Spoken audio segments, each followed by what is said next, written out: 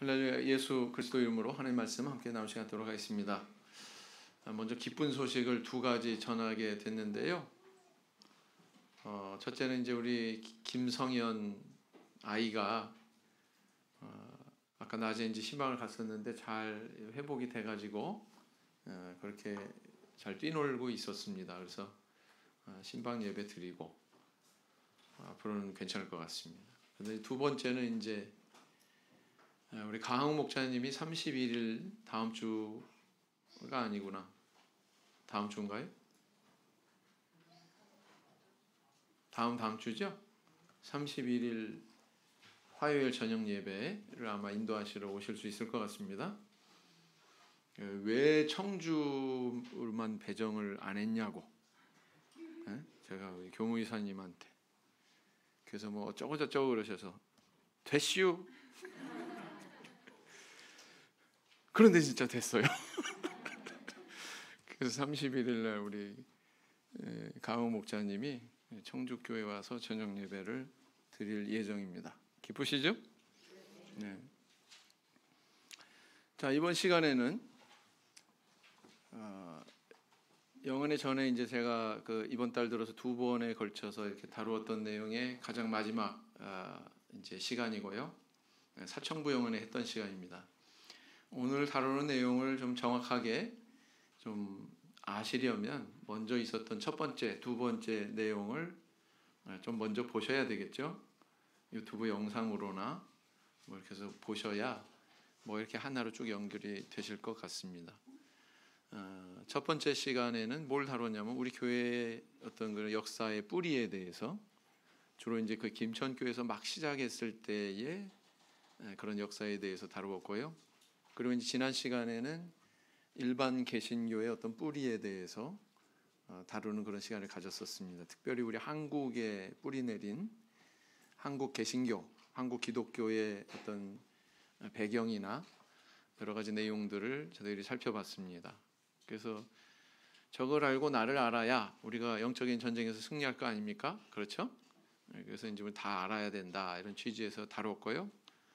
오늘은 이제 그 두 가지를 통해서 그럼 우리는 어떻게 나아가야 되나 이런 것에 대해서 생각해보고 방향을 가늠하는 그런 시간이다 이렇게 볼 수가 있습니다. 그래서 이제 먼저 하나님 말씀 읽어보시면 다 같이 읽어보도록 하겠습니다. 시작. 곧 헷 족속과 아모리 족속과 가나안 족속과 브리스 족속과 여부스 족속을 내가 진멸하되 내 하나님 여호와께서 내게 명하신 대로 하라. 이는 그들이 그 신들에게 행하는 모든 가증한 일로 너희에게 가르쳐 본받게 하여 너희로 너희의 하나님 여호와께 범죄케 할까 함이니라. 하나님께서는요, 이 가나안 땅에 이스라엘 백성들을 드리는 데는 크게 두 가지 의미가 있었다. 두 가지 방향에서의 의미가 있었다. 이렇게 볼 수가 있는데 그 첫 번째는 뭐냐면은 이 선민인 이스라엘 백성들을 통해서 여호와 유일신 하나님 이외에 다른 신은 없다고 하는 그런 올바른 신앙을 이 땅에 심고자 했다라는 것입니다. 그리고 다른 방향에서는 우상 숭배에 찌들어 있는 가나안 일곱 족속들을 다 몰아내서 이 땅에 그릇되어 있는 그런 신앙의 뿌리를 완전히 정리하고자 청소하고자 했다라는 것입니다. 그래서 가나안 땅을 두고 이스라엘 백성들이 이것을 정복하느냐 정복 못하느냐 이것은요 바로 그런 의미가 있어요. 그런 의미가 있었던 것입니다. 어떻게 보면은 이제 이 한국 땅에 참예수교회의 복음이 뿌려진 것에도 동일한 어떤 긴장감이 있다, 동일한 주제가 있다 이렇게 볼 수가 있습니다. 맨 처음에 시작이 될 때 우리는 그렇게 이미 씨가 부려져서 자라고 열매 맺고 막 수확하고 있는 일반 교회의 배경 아래에 우리 교회 복음이 싹트고 이렇게 자라난 거거든요. 그렇죠? 우리 하나님은 여전히 이 땅을 정복해야 될 가나안으로 바라보고 계시고 그 땅을 정복하는 일을 우리를 통해서 수행하시고자 하십니다. 이것을 우리는 분명히 아셔야 된다라는 거고요. 제가 이제 이런 것에 대한 관심을 두고 뭐 이렇게 정리를 천천히 해온 데에는 몇 가지 우리 교회가 안고 있었던 좀 그늘이 있었기 때문에 또 그렇습니다. 그 그늘이라고 하는 것은 뭐 개별적으로 신도들한테서도 발견이 됐지만 또 이제 총회적으로 뭐 어떤 교회적으로 이렇게 발견이 되기도 했단 말이죠. 뭐 우리 교회 나오면서 뭐 일반 교회를 인정하는 말을 한다든가, 뭐 어떤 목사에 대해서 칭찬하면서 우리도 그렇게 훌륭한 목사가 있었으면 좋겠다라든가, 또 뭐 아무것도 모르면서 무슨 정치 집회 같은 그런 기독교 집회로 치장이 된 정치 집회 같은데 참여하겠다고 서슴없이 나선다든가, 막 이런 걸 볼 때 이거 참 너무나도 우리가 이런 데 대해서 무지하다. 그리고 우리가 지금 방향을 제대로 못 잡고 있다. 이런 것들을 생각하게 됐거든요. 그 다음에 이제 교회도 그렇습니다. 교회도 어떤 교회는 정말 가나안 땅을 정복하는 것 같은 그런 신앙의 길을 가는 교회도 있고, 아직도 여전히 광야에서 헤매고 있는 그런 교회도 있습니다.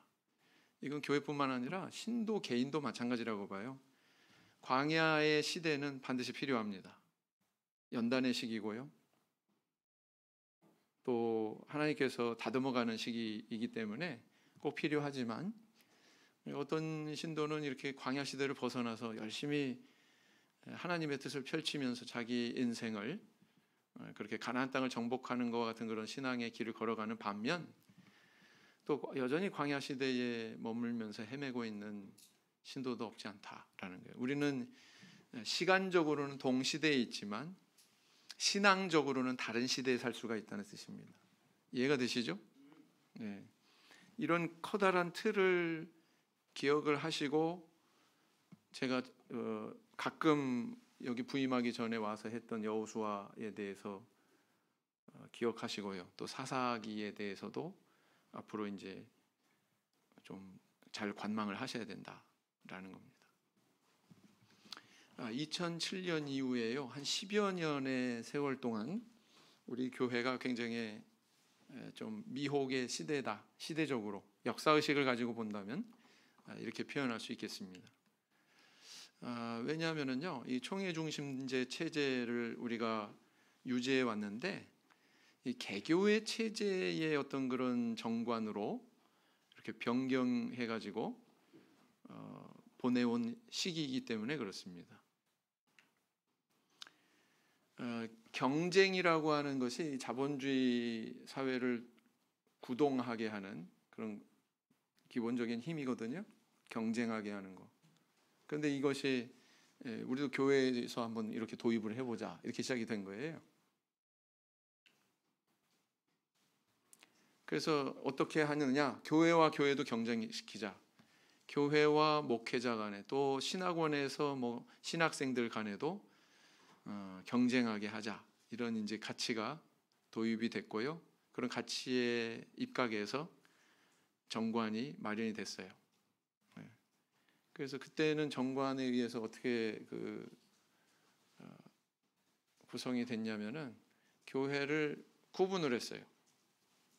자립, 미자립. 기억나시죠? 네. 그다음에 이제 교회와 목회자 사이에서도 열심히 의욕적으로 일하는 분들한테는 뭐 인센티브도 더 주고 이러면서 좋은 교회 선택해서 가게 하자, 이런 가치가 적용이 됐습니다. 교회도 뭐 총회가 보내주는 대로가 아니라 우리가 마음에 드는 분, 저분이 참 좋은 것 같아, 우리와 잘 맞을 것 같아, 이런 분 초청해서 하자, 초빙해가지고 교회를 이끌어가자, 뭐 이런 시대였습니다. 그리고 신학원에도 뭐 신학생들끼리 경쟁시키자. 그래서 유능한 사람만 뽑아서 쓰고 도태되는 사람은 그냥 도태되게 하자, 이런 취지였거든요. 근데요, 모든 영역에서 다 실패했습니다. 여러분, 자립 미자립 이렇게 해서 좋은 점이 있었어요? 네? 없었어요. 별로 없었어요. 우리는 본래 이 나눌 수 없는 한 몸 공동체입니다. 참회수교회는요, 저기 도시에 있는 큰 교회 가가지고 여러분들 여기서부터 자라나서 여기 본래 이 교회 교인인 분 손들어 보세요. 별로 없습니다. 다 지방에서 상경해가지고 과거에 이제 다른 그 작은 교회에서 작은 소도시나 시골에서 세례받고 성령받고 그리고 도시로 이주하다 보니까 거기 신도가 된 그런 교회들이 많거든요. 교회를 구성한 그런 사례가 많거든요. 그래서 우리는 다 이렇게 부정할 수 없는 한몸 공동체인데 이런 제도를 유지하다 보니까 어떤 현상이 일어났느냐. 저는 청주에도 그런 시기가 있었던 것으로 기억합니다. 그렇죠? 미자립 그죠? 미자립은 어떤 그 영향이 있느냐? 목회자를 청빙할 수 있는 그런 권한이 없어요. 미자립에는 보내주는 대로 총회에서 보내주는 대로 받아야 됐어요. 그런 시기가 있었죠. 그죠? 네, 그렇습니다. 그래서 이렇게 하다 보니까 교회 간의 위화감이 조장이 됐고 어떻게 보면 이제 한몸 공동체 의식이 쇠퇴하는 너 무슨 교회야? 저요? 참회수 교회예요. 이게 아니라 너 무슨 교회야? 대방 교회예요. 부산 교회예요. 전주 교회예요.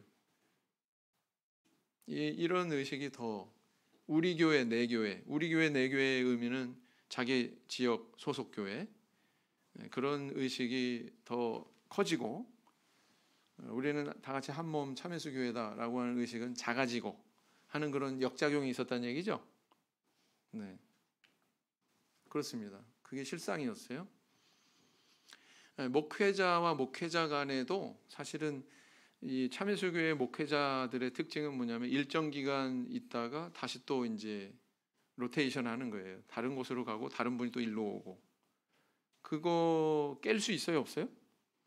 그거 깰 수 없어요. 네. 근데 이것도 조금 변형시켜 보자. 이것도 좀 경쟁 구도로 하게 해보자. 네. 근데 어떻게 됐냐면은 목회자와 목회자 간에는요 동역자 의식이 있어야 돼요. 같이 신도들끼리 한몸 공동체 의식이 있는 것처럼 동역자 의식이 있어야 돼요. 당연히 그렇겠죠? 네. 그래서 경쟁의 관계가 아니라 서로 협력하고 화합하고 왜 몇 년 뒤면 또 떠날 거잖아요. 또 다른 분이 오잖아요. 그래서 계속 이렇게 순환하는 그런 제도의 틀인데 이런 제도의 틀일수록 동역자 의식, 협동 정신 이런 것들이 더 중요하거든요. 그래서 뒤로 올 사람 배려해서 전임자가 뭔가 인수인계 해야 되는 거 잘 정확하게 해주고 그렇잖아요. 네, 그런 것들이 잘 이루어져야 되잖아요. 근데 그런 것들이 좀 위협받는 그런 만약에 누가 생활비를 더 많이 받고 누구는 능력이 없으니까 조금 받고 얼마나 위화감이 클까요? 이 사회가 그렇잖아요. 사회가. 근데 교회에서도 그래야 되느냐? 근데 그런 걸 추구했단 말이에요. 근데 저렇게 시행된 경우는 한 번도 없어요. 더 능력 있고 능력이 적고를 뭘로 판단하겠어요? 그 판단할 수 있습니까? 세례 많이 주면 능력 있는 거예요? 세례 적게 주면 능력 없는 겁니까? 그렇지 않죠. 예레미야 선지자는 왕국이 멸망하는 시대에 활동했던 선지자인데 그분은 선지자로서의 역할을 충실히 했지만 결과는 어땠습니까? 예루살렘 성은 멸망했죠? 나라가 멸망했죠? 그 사람 능력 없는 겁니까? 아니잖아요. 신앙 안에서 그렇게 판단하면 안 되거든요.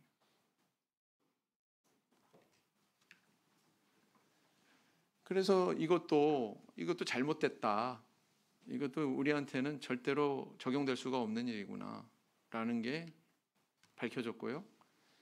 신학생과 신학생의 경쟁 제도를 만들자. 그래서 거기서 뽑아서 쓰자.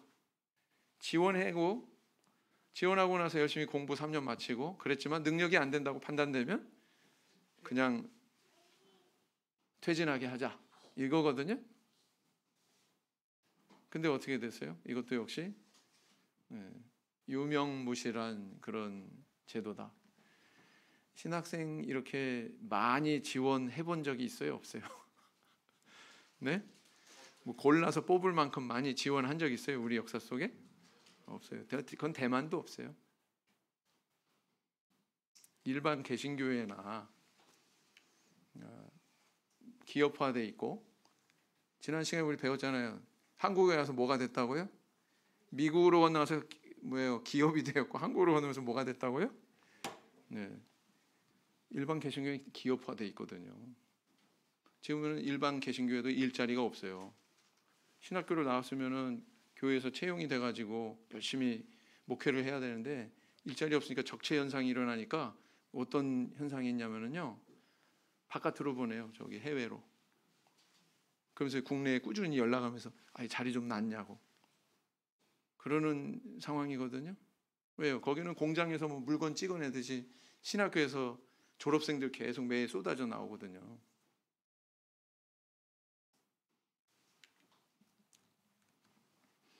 이거는 교회의 어떤 우리 교회의 현실과 규모를 고려하지 않은 참 머릿속에서만 시작이 된 잘못된 그런 제도였습니다. 자, 그래서 목회자와 목회자, 목회자와 교회, 교회와 교회, 신학생과 신학생 모든 영역에서 이건 잘못됐다, 실패했다라는 게 밝혀졌습니다. 그래서 최근에 몇 년 전에 개정이 돼가지고 새로운 정관, 우리의 공동체 정신을 다시 회복할 수 있는 그런 정관으로 다시 돌아온 거거든요. 회복한 거거든요. 본래 자리로 온 거예요. 여러분, 이 기간을 저는 그렇게 표현합니다. 광야에서 헤맨 기간이다.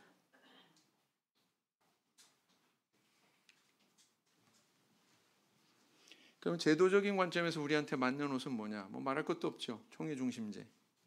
우리는 한 몸이다. 한 몸 공동체 정신이 제도적으로 구현이 된 게 뭐냐면 총회 중심제. 그죠?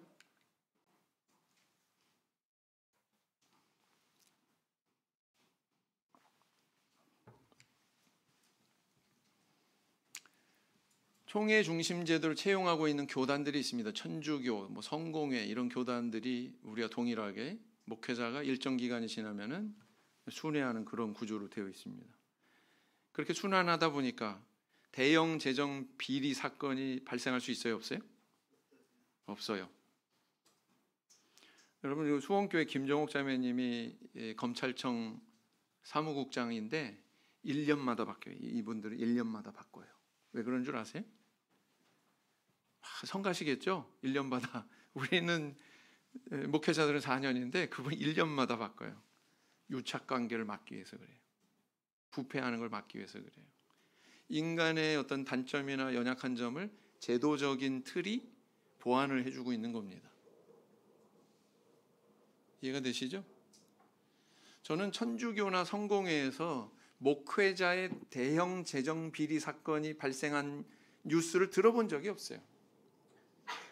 무슨 그 스캔들 같은 그런 안 좋은 그런 거를 들려온 적이 있어요. 그런데 이 재정적인 면에서 그런 뉴스가 들려온 적은 없습니다. 저는 이것이 이 사람들이 채용한 제도의 틀과 관련이 있다고 봅니다. 개교의 주는 어떻습니까? 이 교회는 내 교회예요. 돈 많은 장로가 교회 세워요. 그리고 그 매월 생활비 지급해가지고 운영할 수 있는 목회자를 청빙을 합니다. 그게 개교회주의거든요. 1년 내내 우리 같이 이렇게 뭐 한 달에 한 번씩 딱딱 뭐 재정 보고 문서로나 아니면은 뭐 앞에서 광고 시간에 못하면 문서로라도 하는데 뭐 1년에 뭐 한 번 할까 말까, 그것도 신도 대회 때 이게 일반 개신교의 실상이거든요. 그 담임 목회자가 자주 오지 않습니다. 돈 많은 장로, 교회 지도자가 교회에 소유하는 경우가 있고, 돈 많은 목회자가 뭐 집안 다 뭐 식구들 뭐 재정 다 끌어모아가지고 그렇게 세우는 경우가 있고, 그거예요. 이게 개교회주의예요. 아시겠어요?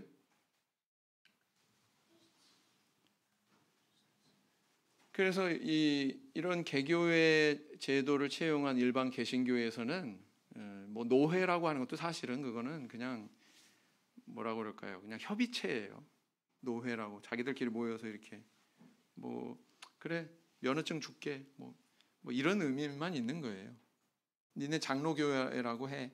우리가 면허증 줄게. 뭐 이런 정도라고요. 우리 같이 이렇게 총회에서 목회자를 전체적으로 운영을 하고 재정 운영을 또 총회적으로 이렇게 하고 재산 등록을 다 총회 이름을 하고 이런 데는 일반 개신교에서는 없습니다. 다 각계전투예요. 다 개교회. 예? 그래서 이렇게 한번 우리가 해보자라고 하신 분이 막 여기저기 막 주도해가지고 설득해가지고 여기저기 뭐 인맥 같은 거 동원해가지고 시행을 해봤는데 다 문제가 발생했잖아요. 정작 본인은 다른 데로 가버렸어. 우리 교회 남아있지 않아요.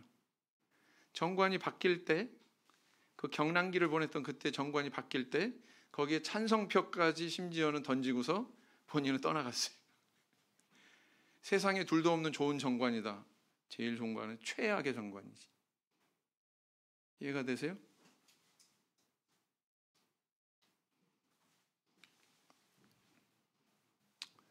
그래서 이런 경랑기를 보내게 된 이것을 방금 전에 이제 이 페이지 넘기기 전에 이렇게 표현이 되어 있는데 저는 이렇게 표현할 수 있다고 봅니다. 다윗이 사울 왕의 갑옷을 탐했다. 여러분 성경에 보면은 다윗이 골리앗을 상대하러 나갈 때에 뭘 가지고 나갔어요? 사울 왕은 야, 내 갑옷이라도 좀 입혀가지고 얘가 좀 갖추고 나가게 하자 그런 생각이었을 것 같아요. 그래서 입혀봤는데 어울렸어요? 안 어울렸어요? 적절했어요? 안 했어요?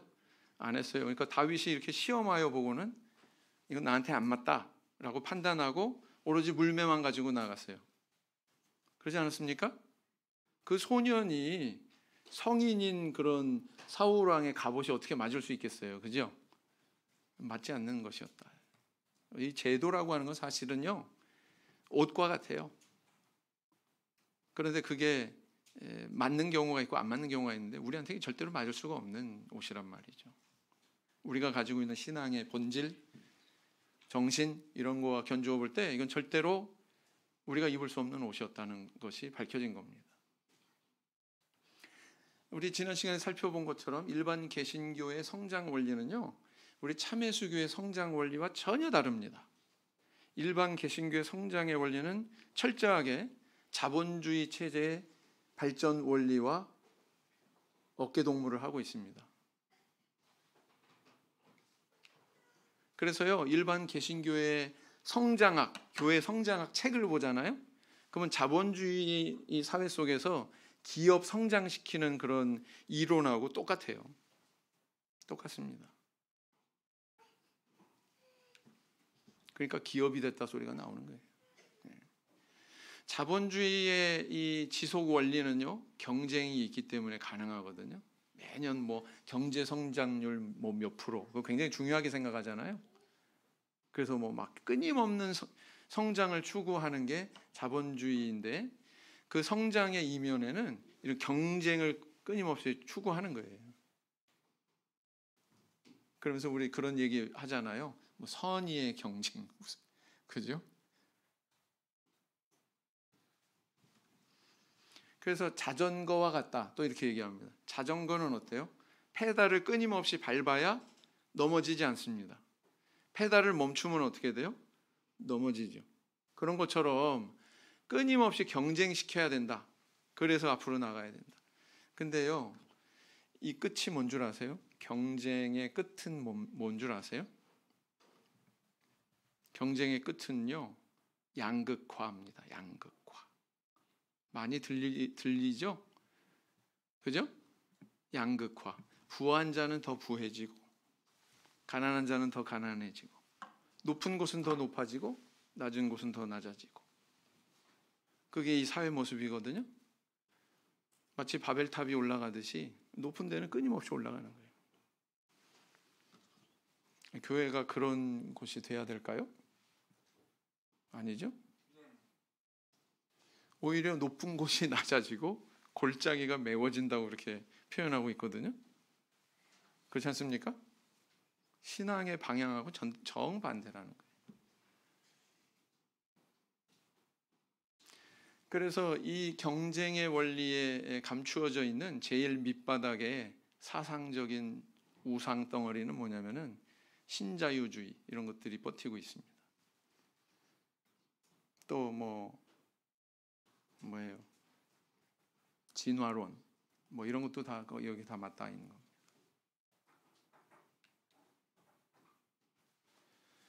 자, 우리는 어떻게 해야 될까요? 아까도 얘기했듯이 우리는 사울 왕의 갑옷을 탐하면 안 됩니다. 하나님께서 우리에게 부어주신 우리 교회의 뿌리에 맞는 정체성에 맞는 그런 길을 가야 되겠죠. 저 기념비를 남기고 1951년에 순교해서 7월 31일 순교하셔서 37세의 나이로 먼저 하나님의 부르심을 받았던 저분, 김천의 황금성 교회의 신도였습니다. 그죠? 그 교회에는 세무서 그 서장인가? 하여튼 그 지도자가 거기 계셨었어요. 그래가지고 이분이 그 밑에서 이제 계장으로 있다가 과장 승진하면서 부산으로 간 거거든요. 뭐가 아쉬워서. 오로지 이유는 하나죠. 진리를 추구하는 마음 때문에. 맞죠? 지금 돌아오는 6월 첫 주에 우리 학생반들이 저기 갈 겁니다. 아마 가게 될 겁니다. 그래서 한번 여기 한번 가보세요. 우리 교회 성도들이라면 한번 좀 가서 우리 교회 뿌리에 대해서 묵상도 하고 살펴보는 그런 시간을 가지면 참 좋겠습니다. 박필선 목장님에 대해서도 이렇게 나와 있지만 우리 교회의 시간 순서대로 이렇게 쫙 돌아볼 수 있는 그런 사진들이 전시가 되어 있거든요. 물론 이 사진들은 또 총회에도 있습니다. 총회 더 많은 사진들이 있습니다. 그러나 여기 초기 역사 전시실에는 이제 거기서 아주 노른자라고 할 수 있는 것만 좀 골라가지고 이렇게 이제 전시를 해놓고 우리 잘 아는 세대들이 우리 믿음의 선조들의 그런 신앙을 잊어버리지 않고 잘 계승할 수 있도록 하자 이런 취지로 만들었습니다. 우리 이런 것들을 제가 6살 때부터 동영상을 이제 보여드릴 건데요.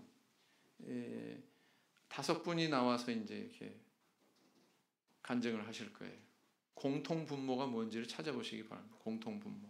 제가 6살 때부터 16살까지 10년 동안은 장로교회 다녔어요. 어머니가 경북의 영덕에 계실 때에 장로교회 나가게 돼서 내가 어머니 따라서 이제 장로교회. 그다음에 이제 안식교를 알게 돼가지고 안식교에서 안식교 이제 신학을 받겠죠. 이번에 1년 수료를 하고 2년 오르게 된 때인데 그 안식교 지금 상륙대학이죠. 그 캠퍼스 세운다고 1년 휴학을 하게 됐어요. 이제 하는 수 없이 저는 시조라는 책을 권서하러 했어요. 김천이 고향이니까 김천 고향에 와가지고 시청, 군청 에다가 세무소에 갔거든. 세무소 가서 이제 시조를 권하는데 그 박필선 선생이 순교당한 그 계장으로 계실 때인데 그래 이제 시조를 권하니까 시조를 한 번 받아주더라고. 받아주면서 우리도 안식일을 지킵니다. 그래 내가 깜짝 놀랐지. 안식교 외에는 안식일이 지킴이 없는 줄 알았는데 너무나 반가워서 그러냐고. 그랬는데 장로교에서 가만히 안 두잖아요. 한 10여 명이 와가지고 목사들 뭐 이런 지도자들이 와가지고 너희들이 말 안 들으면은 여기서 예배 못 본다. 이렇게 그냥 원포를 놓더라고. 그렇지만은 우리는 성령을 받고 이 하나님의 진리가 분명한데 당신네들이 틀리지 않냐. 되더니까 때린 거예요. 뺨을 때리고 막 이렇게. 그리고 그걸 맞고도 승복을 안 하니까 나중에는 오늘 딱 닫고는 거기다 그냥 못질을 하고 그러고 이제 올라가는 거예요. 그래서 다시 듣고 이제 뭐 예배 또 한 거죠. 결국 3개로 옮겼어요. 지금 3개교회짜리가 아니고 동네 뒤에 거기다가 이제 털을 닦아가지고 거기다 세웠어요. 하고는 뒤인가 반년 목사라고 안식교 원로인데 내보다 나이도 많고 우리 찾아왔어. 당신을 총회에서 목사로 세워주기로 결정 났으니까 합례식교 손 띄라. 저 예천에 안식교가 없다. 집도 얻어주고 이렇게 일 좀 해보면 어떠냐 이래. 그래서 내가 그때 사실은 안식교 목사들 월급 많이 했어. 참예수교회는 그때 3,500원이에요 월급이. 그럼 쌀 2가마니 사면은 500원 남아. 안식교 목사는 그때 25,000원이야. 25,000원이고 이거 3,500원이거든. 비교가 안 되는 거야. 그래서 안식교 목사가 되면 생활 걱정은 없다. 놔두라. 그러니까 화를 불컥 내면 갔어. 그 다음에 서영주 목사라고 안동에 있는 사람들이 내하고 친해. 찾아와 2번째 왔는 거야. 아이고 장모님이 여기 계십니까? 가디면은 반가워 그러면서 우리 아이고 목사로 초대됐는데 왜 이래가지고 있느냐고 우리 일 좀 해봅시다. 막 이러네. 그만두라고. 그래 그 사람은 두 말. 정예배 보는 쪽으로 시작을 했다고 들었습니다. 분덕교회가 저 건너가 있어요. 지금도 있어요. 예, 그분들이 아까 유 집사님, 장 집사님 또 이광재 씨라고 그분하고 세 분이 분덕교회 다니다가 여기 왔어요. 예, 장달순 집사님은 여자라도 남자 못지않게 아주 활동적이고 말씀도 잘하시고 기도 세고 여자지만 남자 같은 분이에요. 크리스마스를 지키느냐, 그거는 성경에 없는 것을 더하여 지키는 게 아니냐 그러면서 그러는데 저는 성경을 모르지만 저렇게 당당하게 말씀하시는 걸 보면은 틀림없이 저 말씀이 없는가 본데 거기서도 분명히 그렇게 가르쳤다고요. 정말 예, 그래서 거기서도 틀림없이 그렇게 가르쳤는데 그러면 왜 없는 걸 지켰을까? 그야말로 저야말로 정말 무식도 하지 그 한마디에 녹아버렸어요. 아니 왜 그러면 거기에 그 교회에서 그렇게 가르쳤는데 없는 것을 지켰을까 이러면서 마음이 이제 이렇게 녹아버리면서 이제 안식일에 대해서도 다 물어보니까 이제 의심이 다 풀렸잖아요. 그 영은에 이제 마친 다음에 집에 오자마자 장로교에 있는 친구들한테 토요일 날 예배를 드린다고 하는 건 그때 제 입장으로는 이해가 안 갔죠. 한번 만나서 얘기해보자. 그래가지고 이제 만나서 대화 나눈 가운데 성경에 기록되어 있는 안식일은 토요일이다. 큰 충격이었어요. 그것을 내가 확인하기 전에는 믿을 수가 없다. 그래서 이제 장로교회 거기 목사님을 찾아갔어요. 마을에 이런 조그만 교회가 있는데 토요일 날이 안식일이라고 하는데 성경에서 기록된 안식일이 어느 날이 맞습니까? 하고 이렇게 질문을 했어요. 그랬더니 그 목사님이 성경에 기록되어 있는 안식일은 토요일이 맞다. 그런데 우리는 예수님이 부활하신 날이 일요일이기 때문에 일요일을 지킨 것이다. 그런 얘기를 하시더라고요. 그래서 거기에 이제 두 번째 충격을 받은 거예요. 내가 생각하기는 그렇다면 어쨌든지 성경으로 돌아가야 할 거 아니냐. 그런 생각이 들었어요. 그래서 자, 5편의 이런 영상을 간증 영상을 짧게 보셨는데요. 공통점이 뭐예요? 공통분모가 개종한 간증이죠. 그렇지 않습니까? 네. 다 1세대 분들이에요. 거의 믿음의 1세대 분들. 그 교회 형성될 때 처음 교회 그 신앙 받아들인 우리 그 송진혜 집사님 알고 계시는 김반석 장로님, 그 장로님도 그리스도 교회 출신이거든요. 그죠? 네. 그렇습니다. 다 개종했어요. 일반 개신교회로부터 그렇게 개종한 과정을 설명하고 있는 겁니다. 최초의 교회 역시 개종교회입니다. 저 박창원 씨라고 하는 분이 이끌었던 그 장로교회 우리 교회로 개종했잖아요. 그렇지 않습니까? 네. 그 다음 전라도에 세워진 최초의 교회 삼객교회는 개종교회였습니다. 홍곡교회에서 삼계교회로. 서울에 세워진 가장 큰 교회 대방교회 전신인 신길동교회. 신길동교회도요 개종교회였어요. 우리 신도 만들려고 동북교회 신도들 한 분, 두 분 데리고 가서 진리 듣게 하고 그래서 교화시키고 그래서 우리 교회 받아들이게 한 거거든요. 개종교회예요. 자, 가장 최근의 교회 은총교회. 우리 장지훈 형제 아내 있는 안희정 자매 부모님 세대가 이 은총교회 신도였죠. 근데 지금은 간판을 바꾸고 참예수교회. 여기서도 대거 교회가 마치 그 가랑비에 옷 젖듯이 우리 교회의 그런 진리를 충분히 받아들인 다음에 나중에 한꺼번에 교회로 넘어오게 된 사례죠. 그죠? 그래서 가만 보면 이런 개종의 사례가 많아요. 자, 그러면 이건 대한민국만의 얘기인가? 그렇지 않습니다. 우리 교회 중국에서 시작할 때 여러분들 한 10여 년 정도의 그런 짧은 기간에요. 생각해 보세요. 중국 땅이 얼마나 넓은데요. 언젠가 제가 중국에 간다 그러니까 우리 뭐 누가 뭐 옆에 뭐 있는데 중국에 지금 가 있는데 뭐 좀 전해주세요. 그리고 건네주는데 오이도 목사님도 똑같은 경험하셨잖아요, 그죠? 4시간 가야 거기 간다. 네. 엄청난 땅덩어리거든요. 직장인들은요 보름 휴가 주면은 운대요. 명절 때 한 달은 줘야지 보름 동안에 어떻게 갔다 오라고 보름만 주냐고. 그런 데예요 중국이. 자, 그런데 1917년에 북경에서 우리 교회가 참예수 교회로 이렇게 등기가 된 이후로 한 10여 년 기간 동안 엄청나게 그렇게 전해졌거든요. 중국 전역에. 여러분 10년 전에 이 청주교회 한번 생각해 보세요. 지금하고 비교해 보세요. 변화가 커요, 작아요? 커요. 간시의 주. 야, 이거 예. 제가 질문을 잘못했습니다. 10년 전하고 지금하고 이렇게 총회적으로 비교하잖아요. 별로 그렇게 변화가 없어요. 그런데 10년 동안에 엄청나게 막 교회가 성장을 했다는 거예요. 중국 대륙에서. 그것도 그 비결이 뭔지 아세요? 개종교회였기 때문에 그렇습니다. 개종시켰기 때문에 그래요.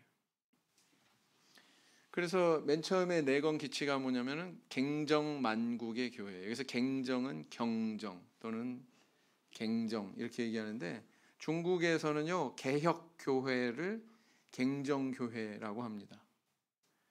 그러니까 참예수교회는 시작할 때 우리의 본질은 뭐냐? 우리야말로 개혁교회야. 너네들 다 틀렸기 때문에 본래의 진리로 돌아와야 돼.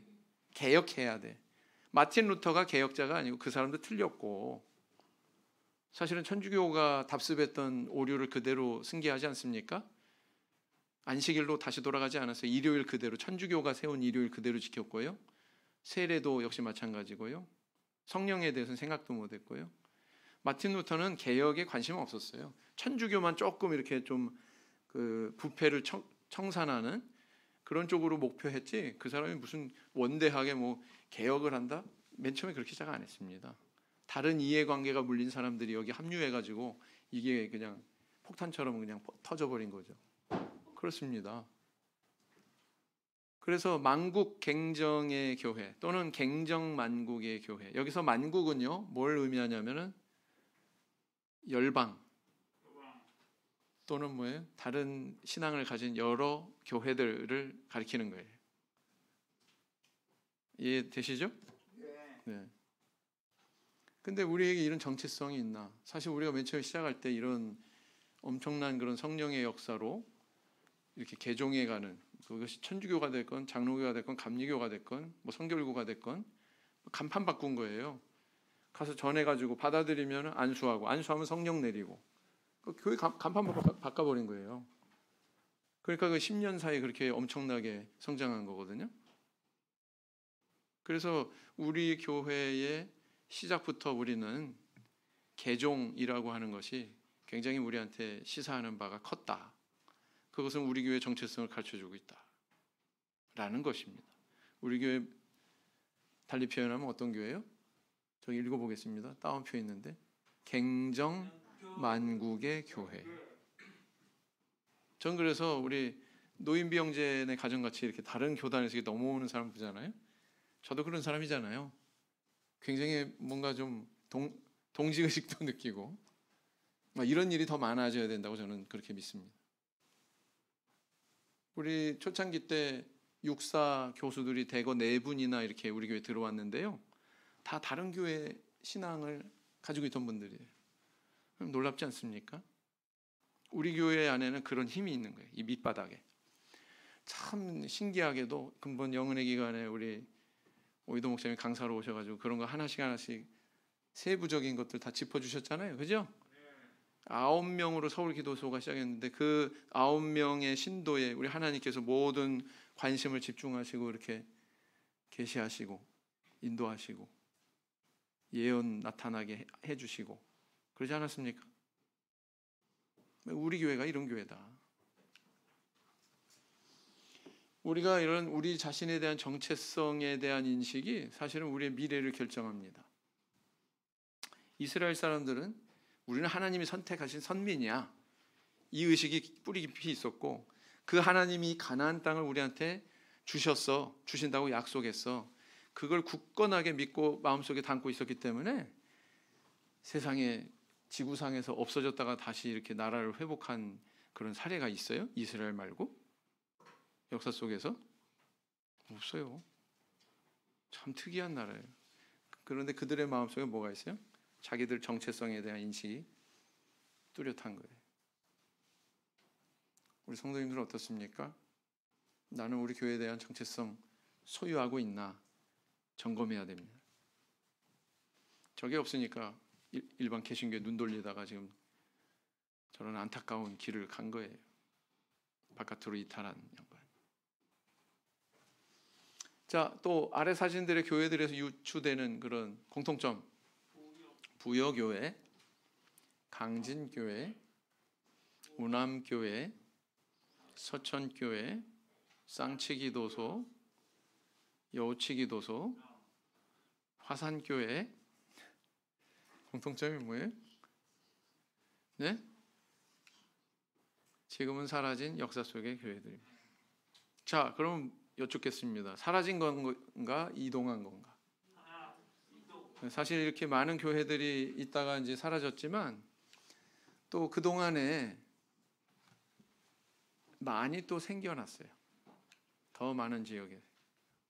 분당교회 2000년에 시작이 됐죠. 그 다음 천안교회 2002년에 시작이 됐습니다. 2008년에 안양교회, 그 다음 하남교회, 그 다음에 또 최근에 의정부교회. 이렇게 훨씬 더 많죠? 자, 이게 지난 20년 동안 저희들이 걸어온 그런 흔적입니다. 안식일 오전 예배 출석수예요. 저기 약간 이렇게 출렁했다가 다시 쭉 올라가죠? 저 요인이 뭔지에 대해서는 의견이 분분합니다. 뭐 여러 가지 가능성이 있을 수 있는데 뭐 오전뿐만 아니라 오후까지 합해서 집계해보자. 주 5일째 시행하는 것과 관련해서 오후에 또 예배드리는 그런 그쪽으로 몰린 경우도 있으니까 뭐 그런 이야기도 있고요. 아무튼 이것저것 뭐 다른 요인이 있겠지만 저거보다도 중요한 건 제가 이걸 보여드리려고 하는 초점은 뭐냐면은 우리 성장했어요, 안 했어요? 그동안 꾸준히 성장해왔습니까, 안 했습니까? 해왔다는 사실이에요. 왜 출석수로 그 성장의 여부를 판단을 하느냐? 우리 교적부에 이제 등록이 된 그 내용은요, 중복 이렇게 등록된 경우가 꽤 많아요. 허수가 많아요. 그래서 몇 번 정리를 했거든요. 그러다 보니까 막 이렇게 들쭉날쭉해요. 몇백 명씩이나. 근데 그거보다는 안식일 오전에 출석한 신도들의 수를 다 이렇게 집계를 해가지고 비교를 해보는 게 가장 현실적으로 우리의 실상을 알 수 있는 통계치가 아닌가 그래가지고 정리를 해봤어요. 70주년 기념회도 역시 있습니다. 우리 성장했어요, 안 했어요? 했어요. 또 재정 증감도 도표는 더 확실하죠? 우리 재정적으로 성장했어요, 안 했어요? 네. 이거와 비슷한 그래프를 그리면서 온 교회가 청주교회겠죠, 그죠? 10년 전이랑 아주 다르다 그러니까. 네. 우리 한국 총회는요, 참회수교회 한국 총회는요, 전 세계 참회수교회 중에서 교세가 5위, 6위 다투는 교회입니다. 말레이시아랑 좀 비슷해요. 그래가지고 사실은 대단한 교회입니다. 우리 교회가요, 한국 교회가요. 왜요? 대부분 화교들이 이렇게 개척하고 교회를 이루었는데 우리 한국은요, 한국의 민족성이 독특한 것처럼 참회수교회 안에도 그게 유감없이 발휘가 됩니다. 훈련된 대만에서의 어떤 목회자가 와가지고 세운 게 아니에요. 포교한 게 아니에요. 배영도 장로님이 일본으로 갈 수 없는 그런 불가피한 상황 때문에 김천에서 정착하면서 내 신앙 지키겠다고 가정집회로 시작했고, 그게 모토가 돼가지고, 그게 동기가 돼가지고 박창환 씨 만나가지고 또 교회를 통째로 개종시키기도 하고 이러면서 된 거거든요. 그리고 초창기 때 이런 성령의 주권적인 개입, 예언이니 계시니 이런 것이 없었다면 우리 다 흩어졌을 거예요. 저는 그런 생각이 들어요. 이걸로 이렇게 꽉 붙들지 않으셨으면 하나님께서. 그래서 한국은 참 독특하다. 독자적인 총회가 있습니다. 우리도 총회와 연락처가 있는데요. 연락처는 총회의 규모가 안 되는 나라는 연락처라고 그래요. 교회가 5개, 기도소가 몇 개, 기준이 있습니다. 그거를 넘어서면 총회라고 해요. 우리 총회의 연락처예요. 총회. 자, 그다음 우리는 대만까지 안 보내도 독자적으로 우리가 가르칠 수 있는 목회자들의 강의 역량과, 그죠? 또 학생들의 그런 배움에 대한 그런 역량이 갖추어져 있어서 신학원을 자체적으로 운영하고 있는 몇 안 되는 전 세계 교회 중에 하나입니다. 대단하죠? 국제회의 가잖아요. 그러면 한국 대표들 제일 앞에 앉아요. 제일 앞에. 100주년 기념 예배 그 비디오 유튜브에 한번 보세요. 제일 앞에 누가 앉아 있나? 한국 대표들이 앉아 있어요. 전 세계에서 딱 2 성가대 초청해가지고 100주년 기념 예배 축하 연주를 했거든요. 그 중에 한 성가대가 한국에 있습니다. 어디예요? 호랩산. 이런 걸 보면 참 우리는 여태까지 성장해 왔고, 그리고 우리 전체 참회수교회 안에서 발견이 되는 우리 한국교회의 모습은 굉장히 괜찮거든요. 목회자 최고 비율을 가지고 있는 교회가 또 한국교회입니다. 여러분 여기 보시면은요, 0.66 이렇게 돼 있을 거예요. 100명당 0.66명이 우리 한국의 목회자 수라는 얘기예요. 신도 100명당 0.66명. 다른 데는 이 숫자만큼 채워지지를 못해요. 복 있어요? 없어요? 우리 성도님들? 복 있죠? 네. 우리는 그런 교회입니다. 자, 그런데 이제 우리가 한번 짚어볼 것은 앞으로 전개될 우리 한국 사회 상황은 어떠냐? 3가지 말로 집약할 수 있습니다. 인구 절벽, 도시 소멸, 수도권 집중화. 인구의 절반이 서울 경기권에 몰려서 살고 있습니다. 아마 그런 현상은 앞으로도 계속될 거예요. 큰 변화는 없을 겁니다. 그럼 우리 교회는 이게 어떤 현상을 야기할까요? 지금도 진행이 되고 있고요. 앞으로 더 심화될 건데, 앞으로 10년 뒤면 이 2 교회는 없어질 겁니다. 이렇게. 왜 이렇게가 안 되지?